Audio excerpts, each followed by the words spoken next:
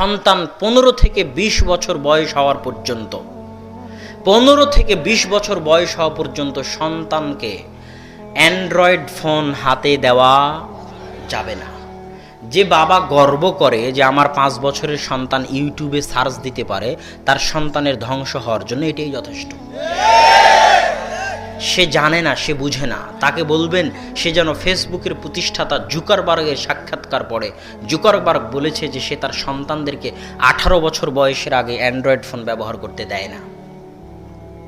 Zuckerberg বুঝে, কিন্তু এই জাহেল মূর্খ পিতা বুঝে না। এই 18-20 বছর বয়স হওয়ার পর্যন্ত, 18-20 বছর বয়স তো নয়, মূল কথা হচ্ছে ব্যক্তিত্ব, ভারাত্ম, পার্সোনালিটি, জ্ঞান, বুদ্ধি, বয়স্ক, বয়প্রাপ্ত, যেই বয়সে পৌঁছে গেলে তার জ্ঞান বুদ্ধি, হুঁশ বুদ্ধি সব হয়েছে, তার মধ্যে ব্যক্তিত্ব চলে এসেছে, ভারাত্ম চলে এসেছে, এই বয়সে পৌঁছা পর্যন্ত সন্তানকে 5টা মৌলিক অধিকারের বাইরে কোনো অধিকার দেওয়ার দরকার নেই, কোনো সুযোগ সুবিধা দেওয়ার দরকার নেই।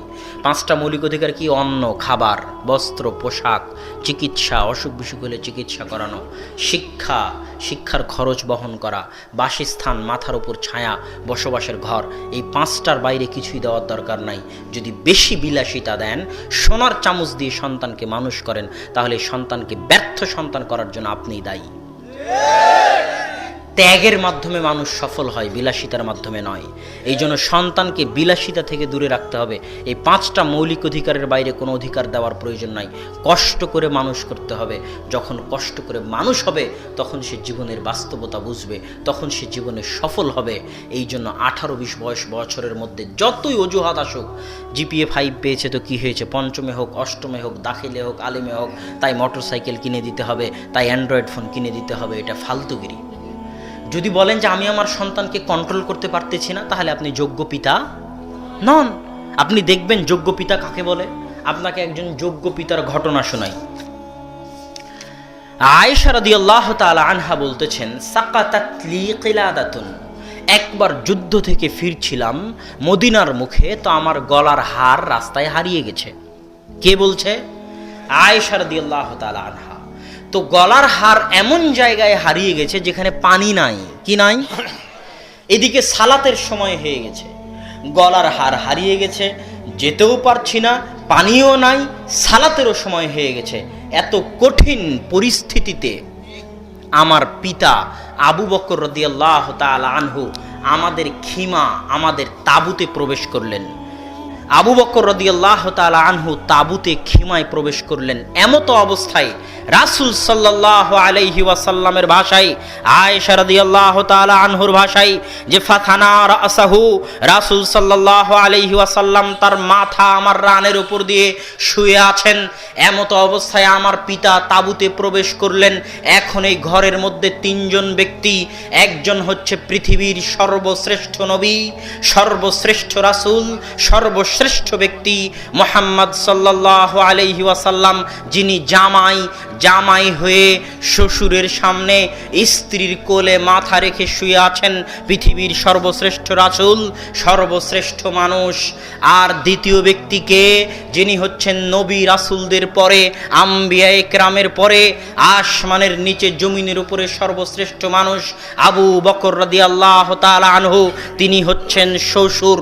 আর তৃতীয় মানুষকে আয়েশা রাদিয়াল্লাহু তাআলা আনহা, যিনি আল্লাহর রাসূলের শ্রেষ্ঠ স্ত্রীদের, জ্ঞানী গুণী পণ্ডিত পরহেজগার স্ত্রীদের, হাদিসের হাফেজ, কোরআনের হাফেজ, হাদিসের ব্যাখ্যাকার, কোরআনের তাফসীরকার, ফকিহবিদ। সাহাবীরা যখন কোনো মাসালা বুঝতে পারতেন না, তখন যার নিকটে যেতেন সেই বিদুষী, সেই মহিয়সী, সেই জ্ঞানী। আয়েশা রাদিয়াল্লাহু তাআলা আনহা হচ্ছেন তৃতীয়, যিনি তার স্বামীর সামনে এবং বাপের সামনে এই তাঁবুতে আছেন। তার হার হারিয়ে গেছে, তিনি তার মাথা দিয়ে আছেন তার স্বামীর কোলে, যিনি পৃথিবীর সর্বশ্রেষ্ঠ রাসূল। আর দাঁড়িয়ে আছেন তার পিতা, যিনি পৃথিবীর সর্বশ্রেষ্ঠ মানুষ, নবী রাসূলদের পরে। এখন এই সর্বশ্রেষ্ঠ মানুষে সর্বশ্রেষ্ঠ নারী মহিলাকে এমন জোরে মারলেন যে আয়েশা রাদিয়াল্লাহু তাআলা আনহা বলছেন, লাকাজানি লাকজাতান শাদীদা, এমন জোরে মারলেন যে পৃথিবীর সর্বশ্রেষ্ঠ রাসূল মুহাম্মদ সাল্লাল্লাহু আলাইহি ওয়াসাল্লাম যদি আমার রানের উপর মাথা দিয়ে শুয়ে না থাকতেন, আমি ছিটকে দূরে চলে যেতাম। এর নাম পিতা। এর নাম কি? পিতা। যিনি এত মহান হওয়ার পরেও এত মহান ব্যক্তির সামনে, আল্লাহ রাসূলের সামনে এত মহান বেটিকে এবং বিবাহিত বেটিকে, অবিবাহিত নয়, কেমন বেটি, বিবাহিত বেটিকে জামাইয়ের সামনে বিবাহিত বেটিকে জামাই, যেমন তেমন জামাই, পৃথিবীর সর্বশ্রেষ্ঠ রাসূল, সর্বশ্রেষ্ঠ মানুষ মুহাম্মদ সাল্লাল্লাহু আলাইহি ওয়াসাল্লামের সামনে, তাহলে পিতা কত ব্যক্তিত্ববান, পিতা কত ভারাত্ববান, পিতার মর্যাদা, পিতার ব্যক্তিত্ব, পিতার ভারাত্ব কত বেশি যে তিনি এমনভাবে তার বিবাহিত মেয়েকে মারতে পারলেন। আর আপনার ছেলে আপনার নিকটে মোবাইল চায়, মোটরসাইকেল চায়, আর আপনি নিষেধ করতে পারেন না। বাড়ি থেকে টিভি বের করতে চান তো ছেলেরা নিষেধ করে, তাই টিভি বের করতে পারেন না। আপনি আবার পিতা, আপনি হচ্ছেন পিতা নামের কলঙ্ক। অতএব সম্মানিত উপস্থিতি, যোগ্য পিতা হওয়া শিখুন, যে সন্তানকে 18-20 বছর বয়স হওয়া পর্যন্ত আপনি এই সুযোগ সুবিধাগুলো দিবেন না। আজ বাংলাদেশের যত বই পুস্তক আছে, বাংলাদেশ মাদ্রাসা শিক্ষা বোর্ডের বই হোক আর বাংলাদেশ সরকারি স্কুল শিক্ষা বোর্ডের বই হোক, সব বই আজে বাজে গল্প গুজবে ভর্তি। হৈমন্তী, পদ্মা নদীর মাঝি, এগুলো কি শিখায়? রবীন্দ্রনাথ ঠাকুরের উপন্যাস, ছোট গল্প পদ্মা নদীর মাঝি, পরকীয়া প্রেম নিয়ে লেখা। শেষ বিকেলের কান্না, নষ্ট নীড়, এগুলো হচ্ছে রবীন্দ্রনাথ ঠাকুরের লেখা গল্প, যেগুলো সব পরকীয়া প্রেমকে ভিত্তি করে রবীন্দ্রনাথ ঠাকুর লিখে গেছে। ওই গল্পগুলো বাংলাদেশ মাদ্রাসা শিক্ষা বোর্ডের বইয়ে, ওই গল্পগুলো বাংলাদেশ স্কুল বোর্ডের বইয়ে স্থান পেয়েছে।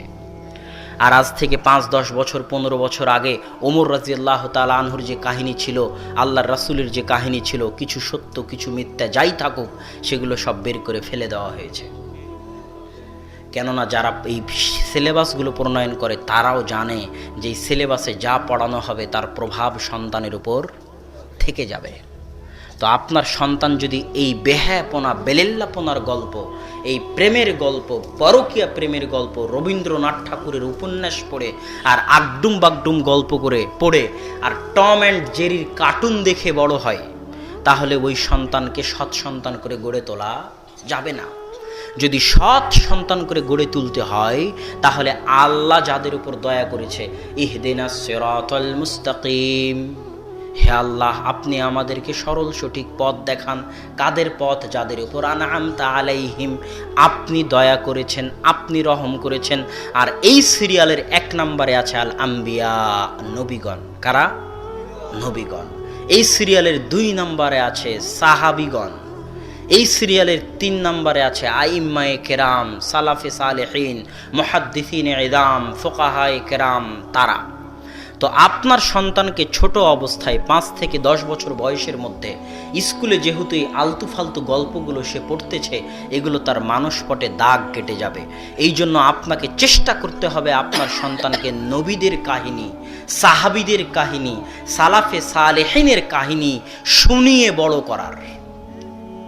মায়ের কাছে যখন সন্তান শুনতে চাইবে, আম্মা একটা কিস্সা বলেন না, তখন মা যেন নবীদের কাহিনী শোনাতে পারে।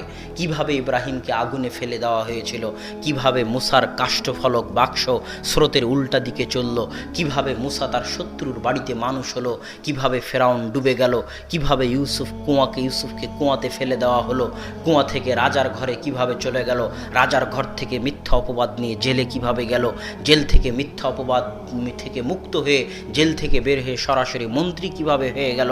এই যে নবী রাসূলদের বিশাল বিরাট শিক্ষণীয় কাহিনী, সাহাবীদের কাহিনী, সালাফে সালেহিনের কাহিনী, এগুলোর সাথে আপনার সন্তানের পরিচয় হতে হবে ছোটতেই। কখন? ছোটতেই। কেননা অল্প কিছুদিন পরই সে যখন সিনেমা মুভির সাথে পরিচিত হবে, পেপার পত্রিকার সাথে পরিচিত হবে, তখন খেলোয়াড়দের সাথে পরিচিত হবে, তখন এই খেলোয়াড়দেরকে, এই মডেল নায়ক নায়িকাদেরকে, এই সিনেমা মুভির নায়ক নায়িকাদেরকে সে নিজের মডেল এবং আদর্শ বলে গ্রহণ করে নেবে। নিজের অজান্তেই। আর ছোটতেই যদি তার সামনে মডেল থেকে যায় আবু হানিফা রাহিমাহুল্লার, ইমাম বুখারী রাহিমাহুল্লার, আহমদ বিন হাম্বালের, ইব্রাহিম আলাইহিস সালাতু ওয়াস সালামের, মুসা আলাইহিস সালাতু ওয়াস সালামের, মুহাম্মদ সাল্লাল্লাহু আলাইহি ওয়াসাল্লামের, ঈসা আলাইহিস সালাতু ওয়াস সালামের, তাদের মডেল যদি তাদেরকে সে যদি ছোটতেই বড় জায়গা দিয়ে ফেলে, উঁচু সম্মানের জায়গা দিয়ে ফেলে, তাহলে ভবিষ্যৎ জীবনে যতই অন্যায় অনাচার অপসংস্কৃতি বেহায়াপনার মুখোমুখি সে হোক না কেন, সে কোনোদিনই নবী রাসূল বাদে অন্য কাউকে আদর্শ মডেল হিসেবে গ্রহণ করবে না। এই জন্য এই চতুর্থ পয়েন্টের গুরুত্ব সীমাহীন ও অপরিসীম। আমি আপনাকে এখন পর্যন্ত যে 4টা কথা বলেছি, 5 থেকে 10 বছর বয়স পর্যন্ত, 1, সন্তানকে তাওহীদ আল্লাহর সঙ্গে পরিচয় করিয়ে দিতে হবে। 2, সন্তানকে আদব কায়দা আপনি শিখাবেন, মসজিদের ইমাম নয়। কে শিখাবে? আপনি শিখাবেন, এই সংকল্প আপনাকে করতে হবে। 3, 18-20 বছর বয়স পর্যন্ত সন্তানকে বেশি সুযোগ সুবিধা, বিলাসিতা, মোবাইল, মোটরসাইকেল ইত্যাদি অত্যাধিক সুযোগ সুবিধা থেকে দূরে রাখতে হবে। সন্তানের হাতে বেশি টাকা দেওয়া থেকে দূরে রাখতে হবে। যাবতীয় বিলাসিতা থেকে দূরে রাখতে হবে, তার মধ্যে ব্যক্তিত্ব ভারাত্ম আসার আগ পর্যন্ত। 4, মসজিদের সাথে তার সম্পর্ক তৈরি করতে হবে, বাপ বেটা মিলে মসজিদের খেদমত করতে হবে। 5, নবীদের কাহিনীর সাথে, সাহাবীদের কাহিনীর সাথে তাকে পরিচিত করে তুলতে হবে।